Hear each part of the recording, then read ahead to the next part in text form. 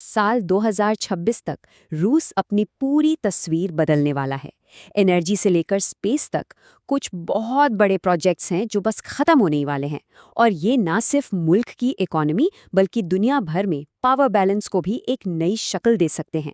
तो चलिए देखते हैं कि ये प्रोजेक्ट्स आखिर हैं क्या और इनका असल मतलब क्या है। तो फिर सबसे बड़ा सवाल ये है कि आखिर रूस का अपनी इकोनॉमी और टेक्नोलॉजी के मुस्तकबिल के लिए ग्रैंड विजन है क्या? चलिए उन प्रोजेक्ट्स के जरिए ही इस सवाल का जवाब ढूंढते हैं। तो सबसे पहले एक नज़र डालते हैं रूस के इन मेगा प्रोजेक्ट्स पर जो 2026 तक मुकम्मल होने वाले हैं। अच्छा, तो हम बात शुरू करेंगे नेशनल इंफ्रास्ट्रक्चर को मॉडर्नाइज करने से। फिर देखेंगे कि आर्कटिक से कैसे एनर्जी निकाली जा रही है, स्ट्रेटेजिक मेटल्स पर कैसे कंट्रोल हासिल किया जा रहा है, और फिर स्पेस में अपना मुस्तकबिल कैसे महफूज बनाया जा रहा है। और आखिर में हम इन सबको जोड़कर देखेंगे कि इससे ग्लोबल पावर में क्या तब्दीली आ रही है। तो सबसे पहले बात करते हैं नेशनल इंफ्रास्ट्रक्चर की। देखते हैं कि रूस खुद को अंदर से कैसे मजबूत बना रहा है। यहाँ दो बहुत ही अहम प्रोजेक्ट्स पर एक नज़र डालते हैं। एक तरफ तो है बागायोस्की हाइड्रोजेनिक जंक्शन जो दरियाए डॉन पर बन रहा है। इसका मकसद ये है कि मुल्क के अंदर जो पानी के रास्ते हैं वो सारा साल चलते रहें। और दूसरी तरफ है मॉस्को का सेंट्रल रिंग रोड जो शहर की भरी हुई सड़कों से ट्रैफिक का बोझ कम करने के लिए है। तो देखें, ये दोनों प्रोजेक्ट्स एक तरह से मुल्क की इकोनॉमी की जो शरियानें हैं उन्हें मजबूत करने के लिए डिज़ाइन किए गए हैं। अब आते हैं आर्कटिक एनर्जी पर। ये रूस की शायद सबसे बड़ी और मुश्किल मुहिम है, यानी दुनिया के सबसे ठंडे सबसे मुश्किल इलाकों से एनर्जी निकालना। ज़रा सोचें, आर्कटिक LNG-2 प्रोजेक्ट का असल चैलेंज क्या है? सर्दियों में वहाँ टेम्परेचर -50 डिग्री सेल्सियस तक गिर जाता है, -50। इतने शदीद माहौल में एक पूरी इंडस्ट्रियल फैसिलिटी को चलाना, उसके लिए तो वाकई गैरमामूली इंजीनियरिंग की ज़रूरत है। ज़रा तसव्वुर तो करें, हड्डियों को जमा देने वाली सर्दी, एक ऐसी जगह जो हज़ारों मील दूर है, जहाँ हर चीज़ बर्फ़ की चादर के नीचे है, और इसके ऊपर से पूरी दुनिया का सियासी प्रेशर अलग है। तो आर्कटिक में काम करने का मतलब सिर्फ इंजीनियरिंग का कमाल दिखाना नहीं, बल्कि आपको कुदरत और सियासत दोनों से एक साथ लड़ना पड़ता है। और इस प्रोजेक्ट पर पैसा कितना लगा है? 21.3 बिलियन डॉलर्स। ये इतनी बड़ी रकम है कि इससे ही अंदाज़ा हो जाता है कि ये प्रोजेक्ट कितने बड़े पैमाने पर है और इसकी स्ट्रेटेजिक इम्पोर्टेंस क्या है। तो असल कहानी क्या है? देखें, ये प्रोजेक्ट सिर्फ गैस निकालने के लिए नहीं है।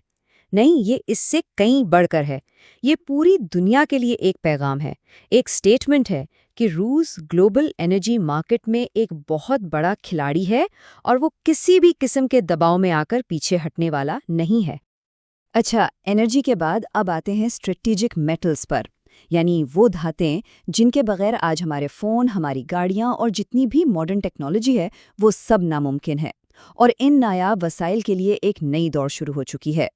पैलेडियम, प्लैटिनम, निकल, ये सिर्फ नाम नहीं है, ये असल में जदीद दुनिया की बुनियाद है। इलेक्ट्रिक गाड़ियों से लेकर डिफेंस टेक्नोलॉजी तक सब कुछ इन्हीं पर चलता है। सीधी सी बात है, जिस मुल्क के पास ये वसाइल होंगे वही आने वाले वक्त की टेक्नोलॉजी को कंट्रोल करेगा। और इस दौड़ में साइबेरिया में दो बहुत बड़े प्रोजेक्ट्स हैं जो मरकजी किरदार अदा कर रहे हैं। एक है चर्नोगोर्स्की GOK जो अपनी एडवांस्ड एनवायरमेंटल टेक्नोलॉजी की वजह से मशहूर है, और दूसरा है यानिस साइबेरिया कॉम्प्लेक्स जो कि ऑटोमेटेड माइनिंग का एक पूरा इंडस्ट्रियल शहर है। असल में ये दोनों मिलकर रूस को इन अहम मेटल्स पर आलमी कंट्रोल देने के लिए काम कर रहे हैं। उसके स्केल का अंदाज़ा इस बात से लगाएं कि सिर्फ चर्नोगोर्स्की GOK प्रोजेक्ट ही हर साल 7 मिलियन टन कच्ची धात को प्रोसेस कर सकता है। 7 मिलियन टन, ये नंबर ही बताता है कि ये कितने बड़े पैमाने का काम है। ठीक है, तो अब ज़मीन से नज़रें उठाते हैं और सीधा खला की तरफ चलते हैं, क्योंकि वहाँ भी रूस टेक्नोलॉजिकल सुप्रीमेसी यानी तकनीकी बढ़तरी की एक जंग लड़ रहा है। मॉस्को में जो नेशनल स्पेस सेंटर बनाया गया है वो समझे कि रूस के पूरे स्पेस प्रोग्राम का दिमाग है, इसका नर्व सेंटर है।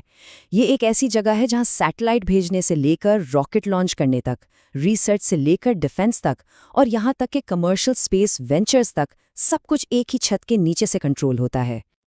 और इस सेंटर का मकसद बिल्कुल साफ है, टेक्नोलॉजी में मुकम्मल तौर पर खुद इन्हिसार हो जाना। اور امریکہ اور چین جیسی دوسری بڑی اسپیس پاورز کے ساتھ اپنی پوزیشن کو برابر بلکہ مضبوط رکھنا۔ تو اب آخر میں ان سارے الگ الگ پروجیکٹس کو جوڑتے ہیں اور دیکھتے ہیں کہ اس سے عالمی طاقت کے توازن میں کیا تبدیلی آ رہی ہے۔ اگر آپ ان تمام پروجیکٹس کو غور سے دیکھیں تو ان میں کچھ باتیں کامن ہیں، جیسے کہ انتہائی مشکل ماحول میں ایڈوانسڈ انجینئرنگ کا استعمال، پھر معاشی اور جیو پولیٹیکل دونوں مقاصد کو ایک ساتھ حاصل کرنا، آٹومیشن اور اے آئی کا بھرپور استعمال، اور سب سے بڑھ کر ٹیکنالوجی میں خود انحصار ہونے اور اپنے وسائل کو محفوظ بنانے کی کوشش۔ تو آخر میں بات یہ ہے کہ یہ سارے میگا پروجیکٹس مل کر ایک ہی کہانی سنا رہے ہیں، اور وہ کہانی ہے روس کے عزم کی۔ یہ پروجیکٹس اس بات کی ایک زبردست مثال ہے کہ روس اپنے انڈسٹریل، انرجی اور ٹیکنالوجیکل اثر و رسوخ کو بڑھانے کے لیے کس حد تک پرعزم ہے۔ یہ سب کچھ دیکھنے کے بعد ایک بہت اہم سوال ذہن میں آتا ہے، ان تمام پروجیکٹس میں سے وہ کون سا ایک پروجیکٹ ہوگا جو 2026 تک روس کی اکانومی اور دنیا میں اس کی پوزیشن پر سب سے زیادہ، سب سے گہرا اثر ڈالے گا؟ اس سوال پر غور کرنا بہت ضروری ہے اگر ہم مستقبل کے منظرنامے کو سمجھنا چاہتے ہیں۔